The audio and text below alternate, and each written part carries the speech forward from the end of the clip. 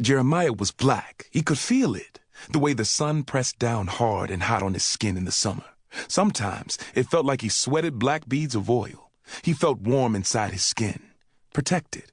And in Fort Greene, Brooklyn, where everyone seemed to be some shade of black, he felt good walking through the neighborhood.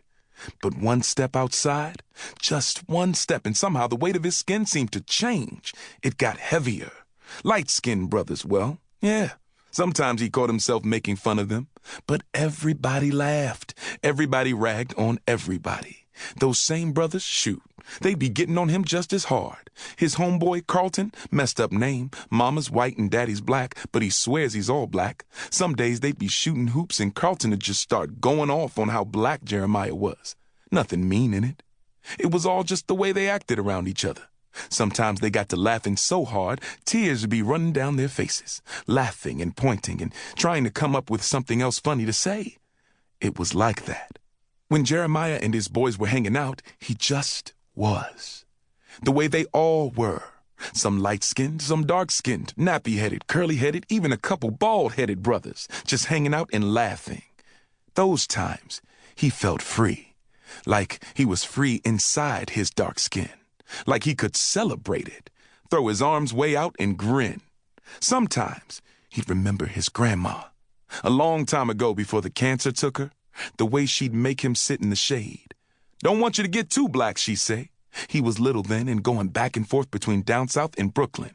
He didn't know anything back then. Back then, it was just his mama and daddy kissing him goodbye at the airport. Mama holding his hand so tight and for so long that he got embarrassed. Then some stewardess taking his hand and sitting him right up front where she could keep a good eye on him, like his mama had asked her to do. He remembered airplane wings, a pair of silver ones that a pilot gave him, and his first whole meal on a little white plastic dish. There was always cake on the plane, real sweet cake, the kind his mama never let him eat at home. And then he'd fall asleep and be down south. And his grandma would be there waiting, already crying.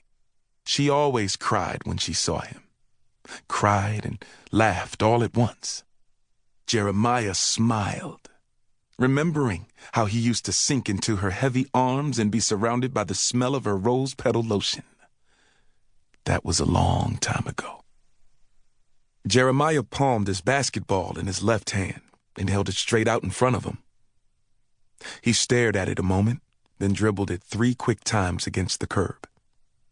He wished his grandmother was alive so he could tell her that it wasn't a bad thing, that you couldn't get too black. He remembered the time his father had taken him to see a film about the Black Panthers. All those afros and fists raised in the air.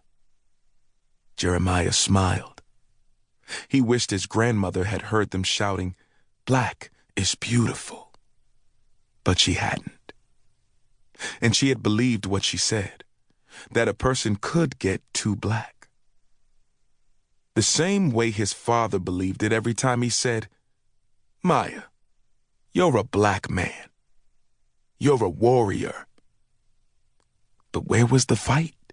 He used to wonder. Where was the war? Later on, when Jeremiah saw a cartoon about a monkey playing basketball, he felt ashamed. Like that monkey was supposed to be him somehow. And he knew then the war was all around him. It was people in commercials trying to make him feel like he didn't even matter. Trying to make him feel like there was something wrong with being black.